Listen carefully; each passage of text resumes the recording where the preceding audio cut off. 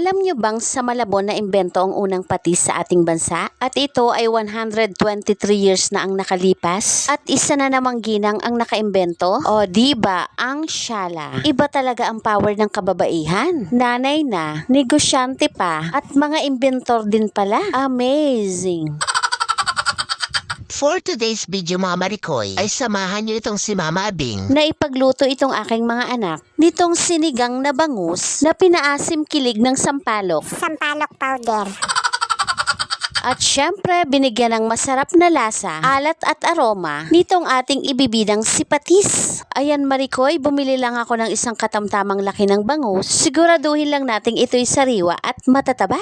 Dahil ang sekreto sa masarap na lutuin ay ang mga sariwang sangkap. Syempre pa, para masarap at healthy, ay wag nating kalilimutan itong ating mga gulay. At dalawa pa nga ito mga Marikoy, ang pechay at sigarilyas. Syempre ang ating mga pampalasang bawang at sibuyas, mga sariwa at hinog na kamatis, at ang hindi mawawalang siluya.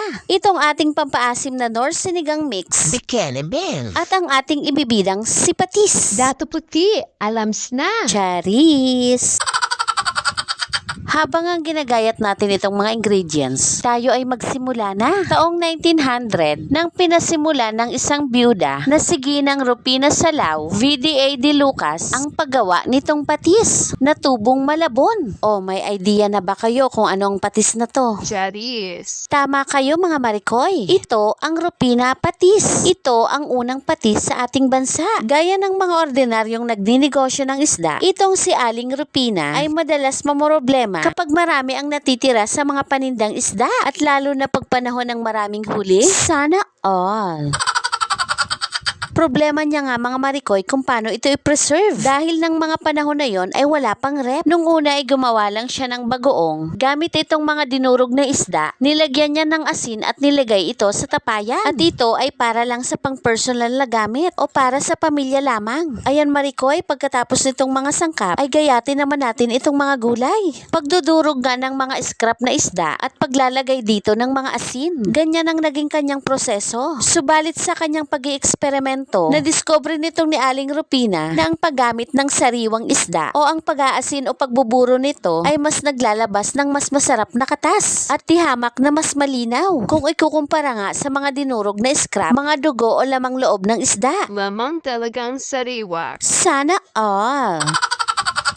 Ayan Marikoy, simulan na natin ang pagluluto. Pagkatapos ko ngang maprito-prito itong mga sariwang bangos, ay tara at magisa na tayo. Sa isang mainit na kawali ay maglagay ng sapat na mantika at unahin na nga natin itong luya. Gisa-gisahin lang natin hanggang mag-golden brown ito mga Marikoy. At kapag okay na, ay isunod na natin itong bawang. At kapag ito ay na-golden brown na rin, syempre, patatagalin pa ba ang sibuyas? Halu-haluin hanggang ito ay mag-translucent. At kapag ito ay translucent na, ay syempre, ilagay na natin itong hindi pwedeng mawalang si kamatis. Halu-haluin at durug-durugin para ito ay malusaw o tuluyang mag-translucent. At syempre pa, sinubukan itong ni Aling Rupina na ihalo o ipanimpla itong kanyang imbensyong patis. Sinubukan niya nga itong mga Marikoy sa kanilang mga lutuin. At syala, ito'y panalo sa lasa. At dahil dyan, pinagpatuloy at kanya pa itong inimprove. Mula sa maliliit na tapayan, naimbakan itong mga ginagawang patis. Aba, nag-level up na ito sa mga bariles.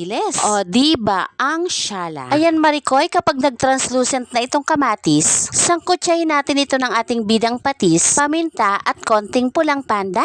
At kapag okay na, ay magdagdag na tayo ng sabaw. Mga 1 litrong tubig ito mga Marikoy. Halu-haluin para magsama-samang lasa. At hintayin lang natin itong kumulo mga Marikoy. At ito pa, napakabongga. Alam nyo bang sa halagang 50 pesos ay nasimulan niya itong kanyang negosyong patisan?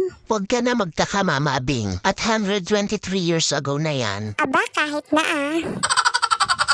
At dahil nga sa kanyang produkto, nakilala ang Malabon bilang tahanan ng kauna-unahang patis sa ating bansa. O diba, ang Shala. Ayan Marikoy, kapag kumulo na itong sabaw, ay ilagay na natin itong ating pampaasim. Halu-haluin para magsama-samang lasa. Tikman at hulihin mo nga Marikoy ang lasa nito. Kailangang balanse ang asim, alat at linamnam. At dahil sa laki ng demand ng patis, noong 1997 ay nakapagpatayo na sila ng planta. O diba, payaman na. Sana all.